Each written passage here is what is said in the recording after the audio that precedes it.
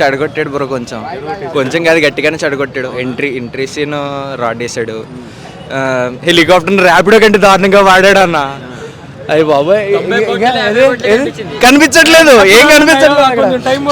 Song అన్నారు, లొకేషన్లు అన్నారు, colour grading అదరగొట్టేశారు, ఆ సాంగ్ మిస్ అయిపోయింది. ఇంకా ఏట్రా గుర్తు చేయరా.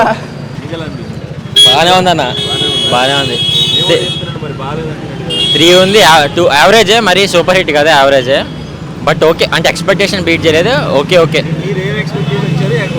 మామూలుగా శంకర్ ఫిలిం అంటేనే మనం కొంచెం టీజర్లో షార్ట్లో ఫస్ట్ ఆఫ్ ఆల్ పార్టీ ఎత్తేసాడు ఒకటి, దాని కలర్ గ్రేడింగ్ అన్న అది అన్నాడు. టీజర్ చూసాము, టీజర్ని చూసాక సినిమా కొంచెం డిసప్పాయింట్ అయింది అంతే. టీజర్ కొంచెం హై ఎక్స్పెక్టేషన్లో చూసాం. జనరల్గా బీజిఎం అయినా 3 బీజిఎంలో రిపీటెడ్ బీజిఎంలో వాడాడు. తమన్ అన్నాడు ఆడియో లాంచ్ తమన్ సాటిస్ఫై చేశాడంటే అంత లేదు. శంకర్ గారు అంటే సోషల్ రెస్పాన్సిబిలిటీగా కొంచెం మెసేజ్ అనేది ఇస్తూ ఉంటాడు కదా, మెసేజ్ ఏమైనా ఉందా?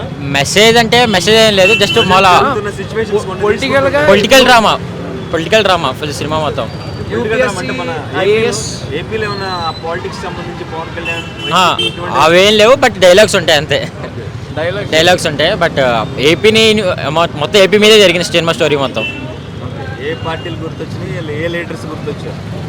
ఆబ్వియస్ గా పవన్ కళ్యాణ్, జగన్ గుర్తొచ్చింది, టీడీపీ గుర్తొచ్చింది, అన్నీ వచ్చినాయి. వైసీపీ గురించి అంత రాలేదు, ఏం కాంట్రవర్సీ లాగా ఏం లేదు.